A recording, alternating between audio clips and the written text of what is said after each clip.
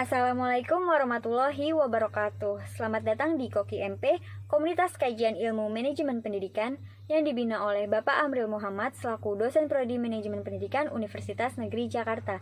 Perkenalkan, nama saya Vera Novianti, mahasiswa prodi MP Universitas Negeri Jakarta angkatan 2019. Pada video kali ini, saya akan menyampaikan materi mengenai metode pelatihan dalam manajemen pelatihan yang bersumber dari buku Manajemen Pendidikan dan Latihan oleh Dr. Haji Hasan Basri dan Rusdiana. Selamat menyaksikan, semoga bermanfaat. Jangan lupa like, komen, dan subscribe. Terima kasih. Selamat menyaksikan. Metode pelatihan. Metode pelatihan dibagi menjadi dua, yaitu on-the-job training dan off-the-job training. On-the-job training lebih banyak digunakan karena metode ini lebih fokus pada peningkatan produktivitas secara cepat, sedangkan off-the-job training lebih fokus pada perkembangan dan pendidikan jangka panjang. Model on-the-job training. Yang pertama ada makna. On-the-job training adalah metode yang sangat populer dalam dunia pelatihan karyawan. OJT ini secara definisi adalah melatih seseorang untuk mempelajari pekerjaan sambil mengerjakannya. Itu menurut Gary Dessler. Nah, pelatihan ini tuh diberikan pada saat karyawan bekerja. Sambil bekerja seperti biasa, karyawan itu memperoleh pelatihan sehingga dapat memperoleh umpan balik secara langsung dari pelatihnya. Metode ini memiliki beberapa keuntungan. Apa saja sih? Yaitu yang pertama, relatif tidak mahal. Kemudian, peserta pelatihan bisa belajar sambil tetap menjalankan proses produksi. Kemudian yang ketiga, tidak perlu ruang kelas khusus untuk melakukan pelatihan tersebut. Kemudian yang B, ada bentuk pelatihan on the job training. Yang pertama itu ada job instruction training, merupakan bentuk pelatihan yang memerlukan analisis kinerja pekerjaan secara teliti. Artinya pada pelatihan ini dimulai dengan penjelasan awal tentang tujuan pekerjaan dan menunjukkan langkah-langkah pelaksanaan dari pekerjaan itu.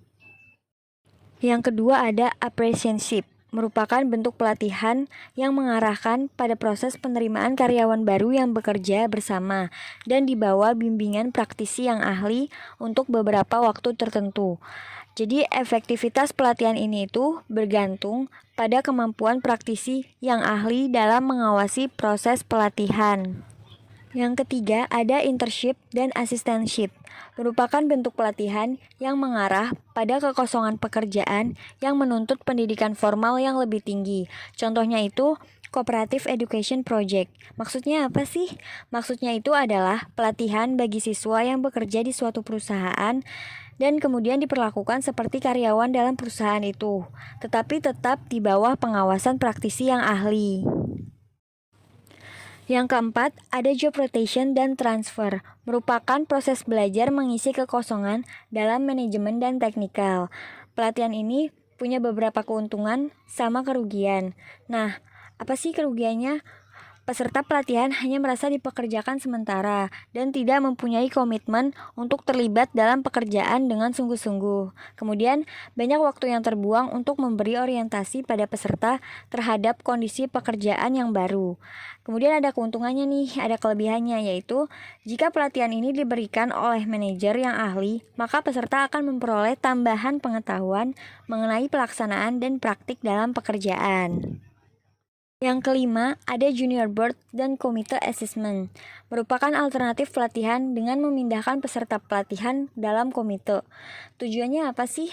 Tujuannya itu yang pertama bertanggung jawab dalam pengambilan keputusan administrasi, kemudian menempatkan peserta dalam anggota eksekutif, supaya dia tuh punya kesempatan, dia akan memperoleh kesempatan dalam berinteraksi dengan eksekutif yang lain. Yang keenam ada coaching dan counseling, merupakan bentuk pelatihan yang mengharapkan timbal balik dalam penampilan kerja, dukungan dari pelatih, dan penjelasan secara perlahan cara melakukan pekerjaan secara tepat.